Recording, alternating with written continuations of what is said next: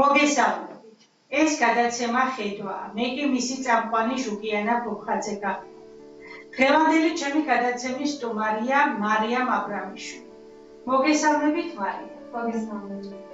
მარიამ, გაგვეცანი და მოგვიყევი თქვენს შესახებ. სად და რა სპეციალობაზე სწავლობ? მე ვარ მარიამ აბრამიშვილი, ვსწავლობ ივანე ჯავახიშვილის სახელობის თბილისის სახელმწიფო უნივერსიტეტში, იურიდიულ ფაკულტეტზე, ვარ უკვე მეორე კურსელი. არის თუ არა საგანი, რომელიც განსაკუთრებულად მოგწონს? ისეთ ყველა საგანი ჩემთვის ძალიან დიდ როლს თამაშობს და ძალიან მნიშვნელოვანია და ყველა ერთნაირად მომწონს, მაგრამ განსაკუთრებით მაინც გამოვარჩევდი სისხლის სამართალს. რომლის განხრითაც სტაჟირებასაც გავდიოდი და ეს პროცესები ჩემთვის იმდენად სასიამოვნო იყო, რომ ვერც კი არ გიხსენებთ უბრალოდ რა სიამოვნებას ვგებულობდი ამ პროცესებში ჩართვით. ძალიან კარგი. მარიამ, რა უნარები განგივითარა სკოლამ, რომელიც შემდეგ უკვე უმაღლეს სასწავლებელში გამოვიდა? ალბათ ყველა უნარი განვითარა სკოლამ, იმიტომ რომ სკოლა ყოველ შემთხვევაში მაინც არის საფუძველი ყველაფრის და მერე უფრო ადამიანი ვითარდება. და აი პირველ რიგში იმას ვიტყვი, რომ ძალიან ბევრი მასალა გვაქვს ჩვენ სკოლაში და უნივერსიტეტში. გავდივართ ძალიან ბევრ საგანს და ბევრი მასალა გვაქვს ძალიან. და ამ სკოლაში რომ აი ამ მასალას ცოტას რაღაცას განიხარ, მე უკვე ბევრი მასალის ერთად ათვისებას აღარ გიჭირს. სხვა უნარებზეც რო ვთქვათ, რა ვიცი, ყველაფერი აბსოლუტურად მოწესრიგებულობა თუნდაც, ათვისების უნარი, მოთმენაც და არის ყველაფერი აბსოლუტურად მაინც სკოლიდან მოდის და პატარობიდან მოყვება. მარიამ, მოდი მითხარი, როგორი იყო სკოლაში შენი პირველი დღე და თუ გახსოვს ის ემოციები, როცა სკოლაში შედიოდი და აი კლასელებთან პირველი შეხვედრა როგორი იყო ეს ყველაფერი? დეტალებში ყველაფერი ესე ძალიან არ მახსოვს, მაგრამ მახსოვს, რომ ძალიან მიხარდა სკოლაში შესვლა. ძალიან აშიკერებული ვიყავი და არ ვიცი, ზოგადად ხალხთან და ბავშვებთან ურთიერთობა ძალიან მიყვარს.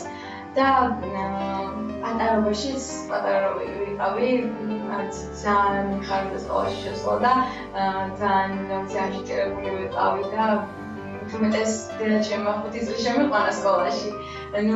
შეიძლება ითქვას პატარა ვიყავი, მაგრამ მაინც არ ვიცი, ყველაფერი ძალიან სიამოვნებდა, სიმართლე გითხრათ და დედამაც იმიტომ შემიყვანა სკოლაში, რომ აი ნაირა მასწავლებელი იყო, დამრიგებელი უნდა ყოფილიყო ნაირა მასწავლებელი და აი დედას უნდა ძალიან, რომ აი მის სკოლაში ყოფილიყავი და ალბათ გამიმართლა კიდეც, რომ ესე მოხდა და ნაირა მასწავლებელი ჩემი პირველი მასწავლებელი იყო. მარიამ, აი შენთვის ყველაზე სამახსოვრო დღე რომელი დღე იყო სწავლის პერიოდში, სკოლაში გატარებულ დროზე? ალბათ ვიტყვი, რომ ეხლა და ეხლა უფრო მნიშვნელოვანი ხდება სკოლის პერიოდი ჩემთვის, მაგრამ მაინც ყველა დღე ძალიან მნიშვნელოვანი იყო და დროს დიდი როლი აქვს ჩემს ცხოვრებაში, მაგრამ გამოვარჩევდი ძალიან მიყვარდა, როცა ღონისძიებებს ვატარებდი სკოლაში. და ერთხელ მახსოვს აფხაზეთის დედოფალი ვიყავი და არ ვიყავი უբედნიერესი, უბრალოდ ძალიან მიხაროდა. და აი ეს ღონისძიებები ძალიან დიდ როლს თამაშობს ჩემს ცხოვრებაში და რასთან დაკავშირებით იყო ეს ღონისძიება, სადაც აფხაზეთის დედოფალი იყავით? დაწყებით კლასებში იყო, მე მგონი რაღაც მოთხრობის მიხედვით ზუსტად არც მახსოვს, მაგრამ აი ძალიან კარგად მახსოვს ის მომენტი, როცა აფხაზეთის დედოფალი ვიყავი. ალბათ ძალიან ბედნიერი ვიყავი და აქედან გამომდინარე არის ეგ.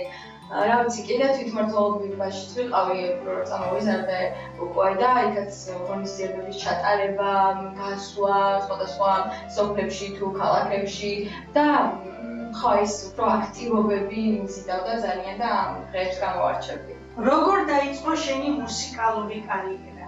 საერთოდ აი მუსიკასთან კავშირი როგორ დაიწყო?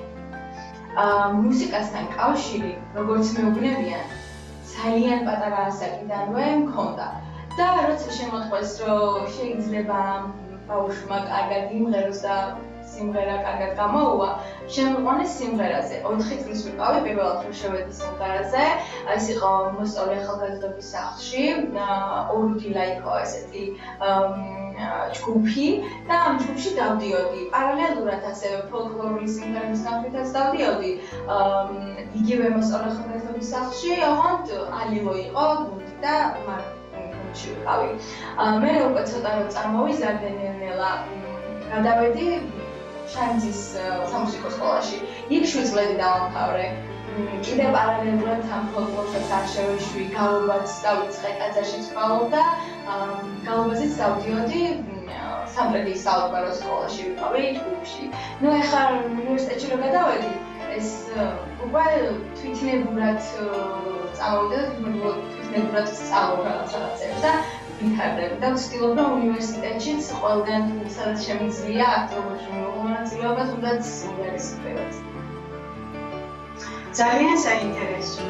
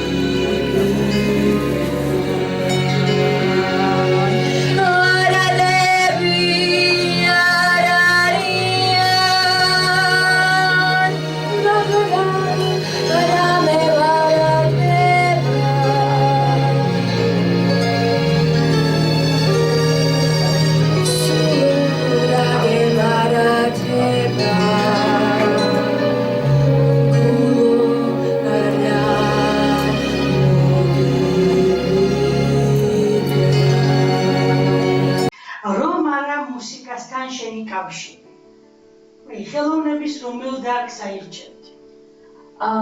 სხვათა შორის ხატვაც მიყვარს, მაგრამ არა ადამიანების, არამედ რაღაცა აბსტრაქტული რაღაცების ძალიან მიყვარს, განფერადებაზე გიждდებოდი ბავშვობაში და უფრო ჩემებული რაღაცების ხატვა მიზიდავს უფრო და ხო, ასევე გადაღებაც ძალიან მიყვარს ფოტოსურათების და რა ვიცი, ამას გამოვარჩევდი ალბათ უფრო ყველაზე მეტად. რომ დავუბრუნდეთ მუსიკას. აი თუ გახსენდება პირველი ემოციები. რა ემოციები დაგეუფლა, როდესაც პირველად გადის სცენაზე? ალბათ რამდენჯერაც არ უნდა ვიყოს სცენაზე გამოსული, რაღაცა პატარა ნერვიულობა მაინც თან ახლავს სულ, მაგრამ სულ პირველად რომ გამოვიდოდი სცენაზე, მოხდეს ძალიან ნერვიულობდი, იმიტომ რომ ამ ხელა აუდიტორიის წინაშე არასდროს გამოსულ ვარ სცენაზე, მაგრამ თან ბედნიერი ვიყავი და თან სიამოვნებდა ის, რასაც ვაკეთებდი. ჩემი აზრით, თუ არ სიამოვნებს ის, რასაც აკეთებ, ალბათ მაინც ისე ვერ გამოდივარ, როგორც გინდა და ამიტომ, როდესაც სცენაზე დავდექი და სიმღერა დავიწყე, მე უფრო ეს ნერვიულობაც ნელ-ნელა განხრა და თითქოს მარტო ვიყავი საკუთარ თავთან და არავინ არ იყო საერთოდ აუდიტორიაში დარბაზში და რაღაცა ძალიან სასიამოვნოდ ჟღირდა ის, რასაც ვღეროდი. ვინ არის ვინც სტიმულს გაცემს? ნუ მამა ჩემი იყო ყოველთვის ვინც სტიმულს მაძლევდა.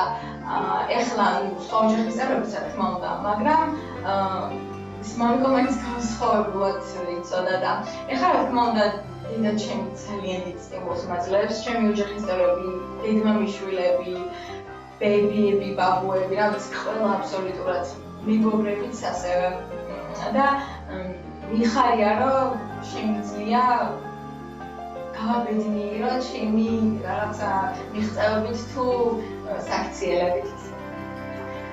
მარი, რაზე ოცნებ?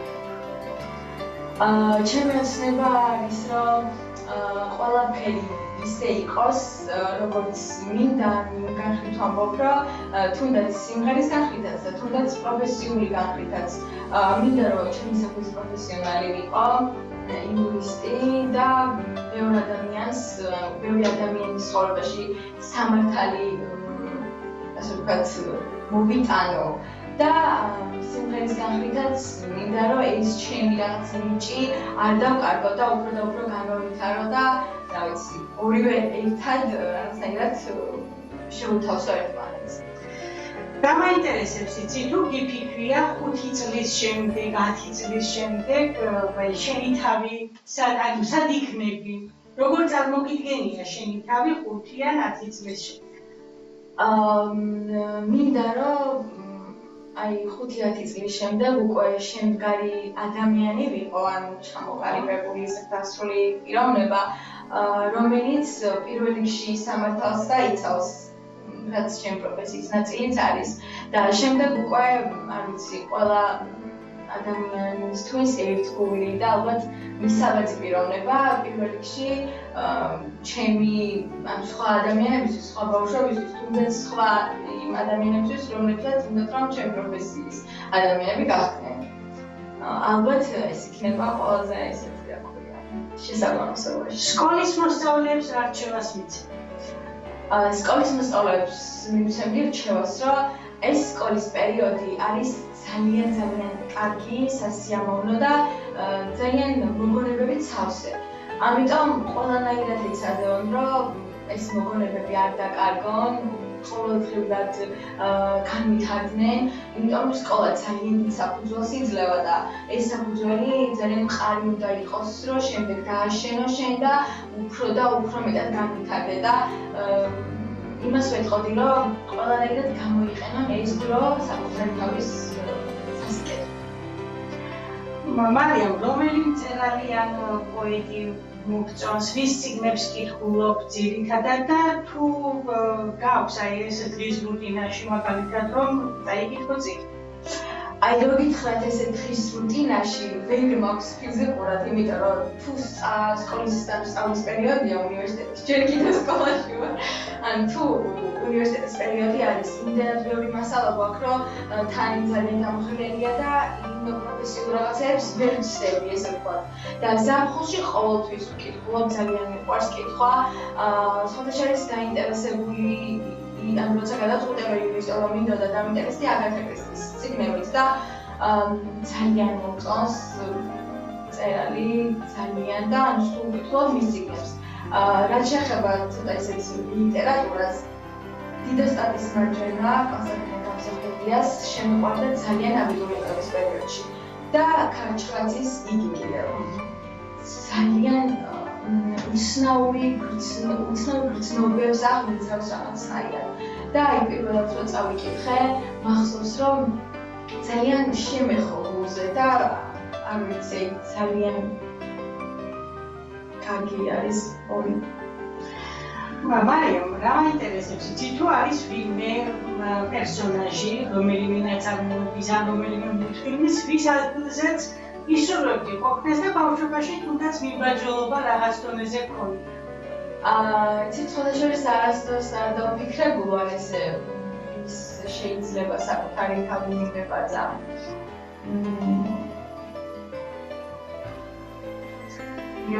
ალბათ ისეთ პერსონაჟს, რომელიც იქნებოდა სამართლიანი, ერთგული, მეგობრული. ეს პირდაპირ ესე ვერ ვიხსენებ, რომ შეიძლება იმისთვის იყოს ჩემი პერსონაჟი. მარიამ, ყავს დედმამიშვილი. აი, როდესაც დედმამიშვილები ერთად სხდიან, რა თემებს ესწავლიან? მე სხვადასხვა ისეთი დედმამიშვილები მყავს, რომ ნებისმიერ თემაზე, რაც კი შეიძლება იყოს, შეგვიძლია საუბარი. ნუ ჩემი მეოთხე ძმა უფრო შედარებით პატარა არის. და მე და ჩემი ძმა უფრო საუბრობთ ხოლმე ერთმანეთში, როცა დრო გვაქვს. Შემიძლია რომ აი ყველაფერი მოვუყვე ჩემი ცხოვრების შესახებ, მათ და რჩევებიც მივიღო მათგან, დარიგებებიც და შევაფასებინო კიდეც ეს მდგომარეობა და მოვლენები, რაც ჩემს ცხოვრებაში ხდება და დარწმუნებული ვარ, თვითონაც ალბათ მსგავსად არიან. არის თუ არა დედმამიშვილი თქვენი საუკეთესო მრჩეველი, რომელიმე დედმამიშვილი? კი, ნუ ჩემი და მაინც ჩემთან ყველაზე ახლოს ვარ, ასე ვთქვათ. და ჩემი და არის დედმამიშვილებიდან საუკეთესო მრჩეველი. ნუ მე რა თქმა უნდა, ჩემი ძმებიც ორივე აბსოლუტურად კარგ რჩევებს მაძლევენ და ვითვალისწინებ. ვცდილობ ყოველ შემთხვევაში. მარიამ, სამომავლო გეგმები როგორი გაქვს? სამომავლო გეგმები, ნუ პირველ რიგში მე ხა მეორე კურსზე ვარ და ყველანაირად ვცდილობ, რომ ჩემი მაქსიმუმი ჩავდო ყველაფერში, რასაც გავაკეთებ ნებისმიერ რამეში. ნუ ეხლა მინდა რომ რაიმე გასვლით პროგრამაშიც მივიღო მონაწილეობა, ეს პროცესებიც გავაგრძელო, სტაჟირებაც და არ ვიცი, ალბათ უფრო ჯერჯერობით უნივერსიტეტის ვიტრიალებ და ჩემ პროფესიულ განვითარებას მივყვები და ნუ შემდეგ რა თქმა უნდა დანარჩენიც ყველაფერი სიმღერის განხრითაც მინდა რაიმე პროექტში რომ მონაწილეობა მივიღო და იმედია ყველაფერი გამოვიდა. წარმატებებს გისურვებ. რას ნიშნავს შენთვის სამშობლო? სამშობლო არის ჩემთვის ალბათ ყველაფერი, ანუ სიყვარული პირველ რიგში, ძალიან მიყვარს საქართველო და აი ვამბობ და ალბათ ისეც იქნება, რომ სხვა ქვეყანაში აი ესე რომ ჩავიდე და ვიცხოვრო და საქართველოში აღარ დავბრუნო და ესე ალბათ ვირასოდეს ვერ გავაკეთებ. თუ წავალ სხვა ქვეყანაში, ალბათ წავალ, ვისწავლი, ჩამოვალ და მაინც ჩემს სწავლას და განვითარებას მაინც ჩემს ქვეყანას მოვახმარ ესე ვთქვათ და არ ვიცი, სამშობლო აი ყველაფერი რაც შეიძლება ყველაფერში გულისხმო ალბათ ის არის ჩემთვის. რას უსურვებ ჩვენს ქვეყანას? პირველ რიგში მშვიდობას, ერთმანეთის სიყვარულს, ბედნიერებას, გამთნიერებული და გამწყნარებული საქართველო მინდა რომ ნახო. ძალიან დიდი მადლობა. მადლობა თქვენ. შეგახსენებთ ჩვენი სტუმარი გახლდათ მარიამ აბრამიშვილი.